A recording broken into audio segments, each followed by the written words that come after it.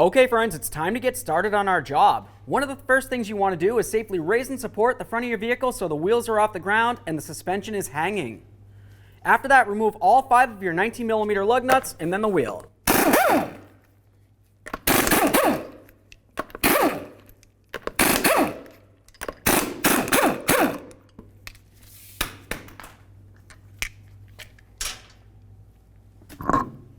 Let's move along the control arm to where the sway bar link connects onto it.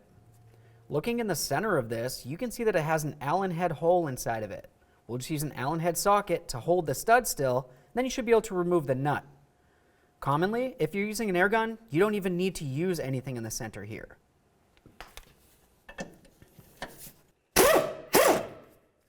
Now let's continue on by sliding this out of the lower control arm. Sometimes you can just go ahead and push on it. Other times you might have to try to pry it out of there. Now we can come along to the backside right here and we'll do the exact same thing. Throw your socket on the ground. Get my wrench on there. I can put my socket on. Try to break this free.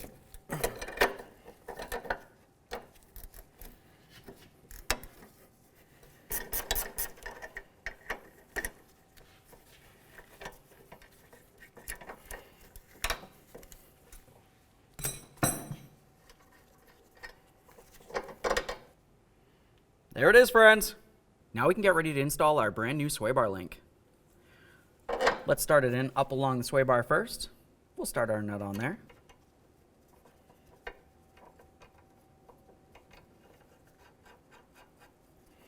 Now once you have it started on there, we're going to continue on with a wrench right on the inner aspect right here. You can see in between the boot and the sway bar, they have a nut that's on the stud. We're just going to go ahead and hold onto that with a 14mm wrench. Should want to slide right on there. Now we can snug up our sway bar link nut.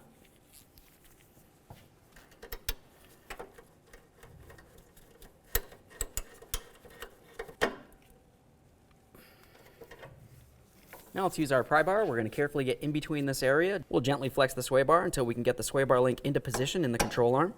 Go ahead and slide that in. Now we can start the nut on there.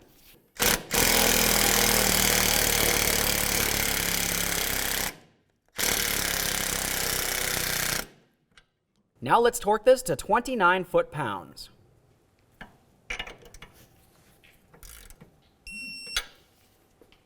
Now we'll do the same to this top one.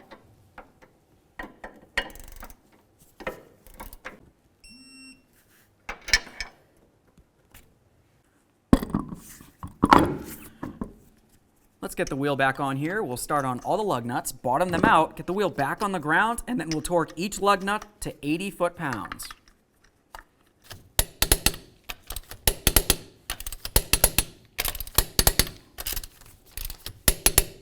Okay friends, we finished up that sway bar link. Typically when you do these, you're going to want to make sure you do them as a pair. After that, take it for a road test, make sure you don't hear any funny noises.